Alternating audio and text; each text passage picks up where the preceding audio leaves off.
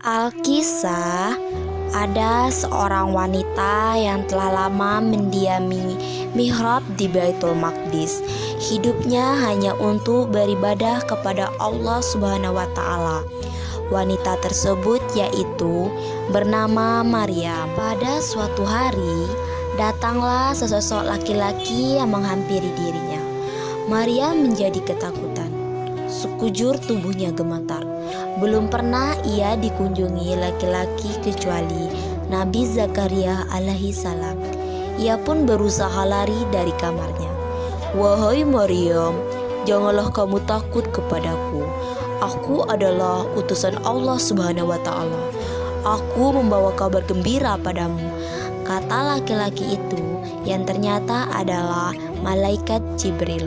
"Wahai Maryam, engkau akan mendapatkan seorang anak namanya Isa Al-Masih."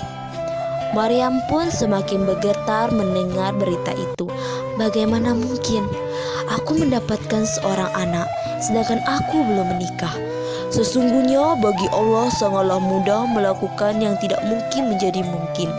Kelak anakmu bisa berbicara meskipun masih bayi, dan Allah akan mengajarkan anakmu dengan firman-firman-Nya. Lanjut malaikat Jibril. Kemudian malaikat pun pergi. Tak henti-hentinya Maryam terus berdoa. Beberapa waktu kemudian Maryam pun merasakan sesuatu yang aneh dalam tubuhnya, yaitu dirinya sedang mengandung seorang bayi. Maryam pun berpikir untuk meninggalkan Baitul Maqdis dan akhirnya ia memutuskan untuk kembali ke tempat asalnya, yaitu Nasyirah. Di sana ia mengucilkan diri dari keramaian orang-orang. Keluarga Maryam beserta penduduk Nasyirah menjauhi Maryam karena mereka berpikir Maryam telah membuat dosa yang sungguh memalukan. Maryam pun terus berdoa kepada Allah, "Ya Allah, tolonglah hamba-Mu ini.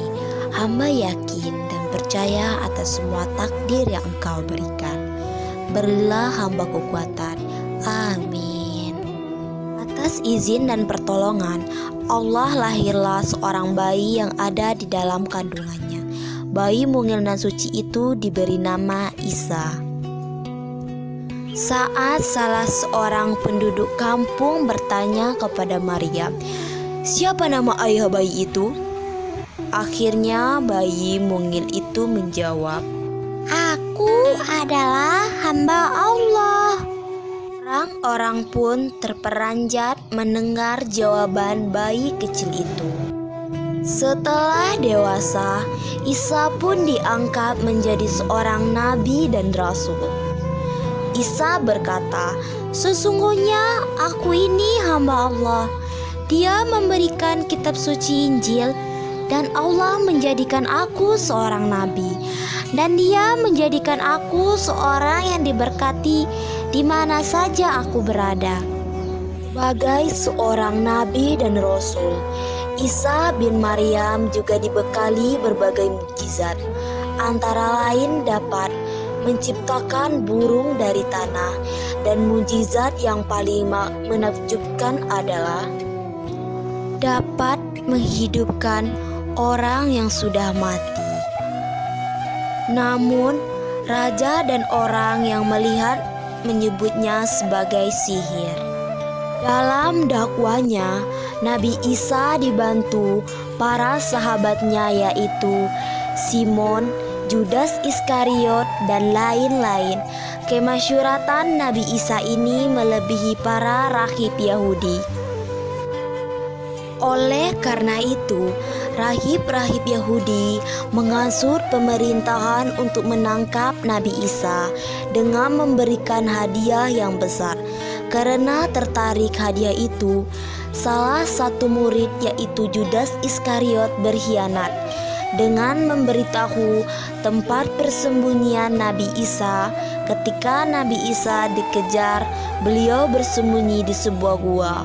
Kemudian Allah mengangkatnya ke langit. Judas Iskariot yang berjalan paling depan kemudian diserupakan oleh Allah seperti Nabi Isa. Akhirnya Judas Iskariot yang ditangkap dan dibawa ke kerajaan. Dia diberi hukuman mati dengan cara disalib hidup-hidup. Dia pun dibawa ke Golgota dengan memanggul salibnya dan diberi mahkota kawat berduri. Hikmah yang dapat kita ambil adalah jadilah orang yang sabar dalam menghadapi masalah.